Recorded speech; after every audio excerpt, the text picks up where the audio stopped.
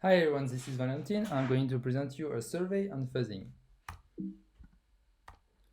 Uh, in this map, each dot is a fuzzer, and what we can see is there are lots and lots of fuzzer, and especially recently there have been a lot of fuzzer published both by academia and by practitioners. But the problem is when I talk to, for example, someone doing black box fuzzer or gray or white box fuzzer, they cannot really agree with each other on what fuzzing actually is, what's the definition of fuzzing, and this is a more and more a problem because there are hybrid approach getting developed. So we need to have a unified vision of the field so we can combine the different areas and different techniques together. So what could be a definition of fuzzing?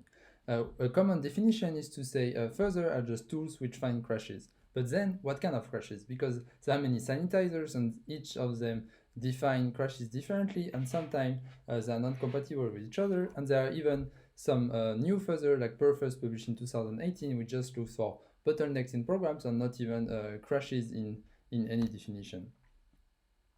And then there is another way of describing fuzzers is to say, okay, how do they work? They work by mutating seed or generating inputs based on models. But that's not describing all fuzzers, especially recently there are more and more diversity in the field and how inputs are generated. So describing just how fuzzer works is not going to be a good definition. So a definition shouldn't be goal-oriented because fuzzer are just tools and their goal is going to be defined by users, and it shouldn't be method-oriented because there's too much diversity in the field to include everything in your definition, and even you cannot predict what's going to happen in the future.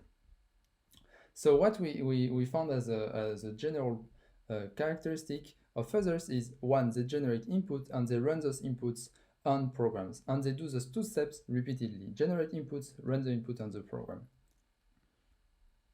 Now that we have a definition, we want to make a model of fuzzers from this definition. This way we can decompose fuzzers and see block by block, part by part, how do they work, and see what can we improve on each part of fuzzers. So here in this model, we find the two main parts which we define. It generates input with the input gen function, and it evaluates those inputs on the program using the input eval function, and it does those two steps repeatedly.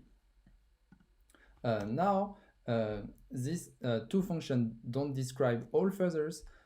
We needed to add three more functions which are all optional and which some fuzzers are going to implement. The preprocess function is a once run function which is run before you start your fuzzing campaign. If you are a seed-based fuzzer, for example, maybe you want to reduce the number of seeds or you want to reduce the size of your seeds. If you are a model-based fuzzer, maybe you want to generate or improve your model, etc.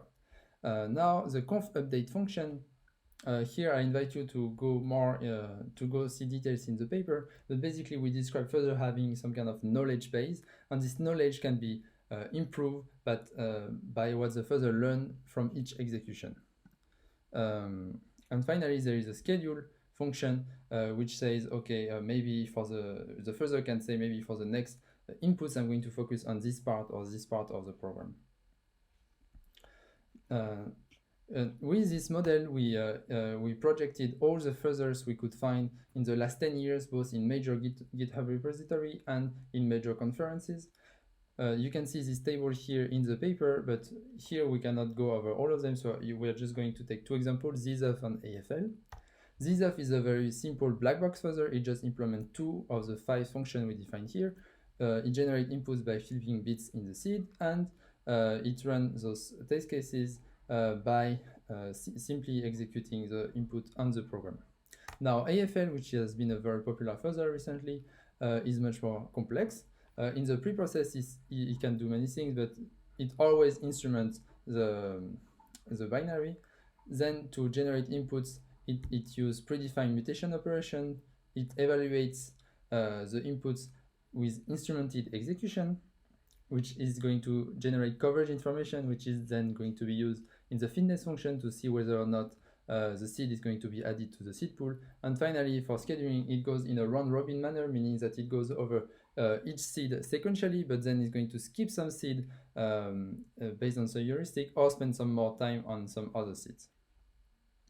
So here we have a model which is useful and which we can project all further on. But the problem is, maybe as a human, we don't think about further this way. We think more about, oh, I know this other further, so I'm going to refer to this one. Okay, this one is close to this one. We think as further more as family tree. So we made a genealogy of furthers to classify further compared to each other. And then to make sure this genealogy can stay up to date, we made a website of this genealogy, and from this website you can yourself you can do PRs to the website to add your further as you want. It's very simple. You just need to add a JSON. In this website you can search a survey further as you want. You can, and then when you click on a further, you can see the details on the left, some kind of target URL where you can find the tool, and a share feature if you want to share on internet. Here, the insight we got by searching, for example, AFL is directly, it appears that AFL is a hub of Greybox Further. Most Greybox Further descend from AFL, either from the code or from the concept. Some other hub which we found, which appeared when we built this website, is LangFuzz, which is a model-based further released in 2012, and BFF, which is a black box further released in 2010. Some other Greybox outliers are CallFuzzer, which look at race conditions, and Sidewinder, which was one of the first Greybox further published in 2006, and is developed in some kind of other fashion than AFL. So again, you can make a PR to add you can add furthers to the website. The idea here is to be sure to let the survey live after the paper is published, to make sure the content and the knowledge is kept up to date, and to crowdsource this effort to make sure no one is missing anything. And as the nice benefits, you can have a shareable link to share the further you want on social medias or anywhere. Thanks for listening to my talk, and I will take questions.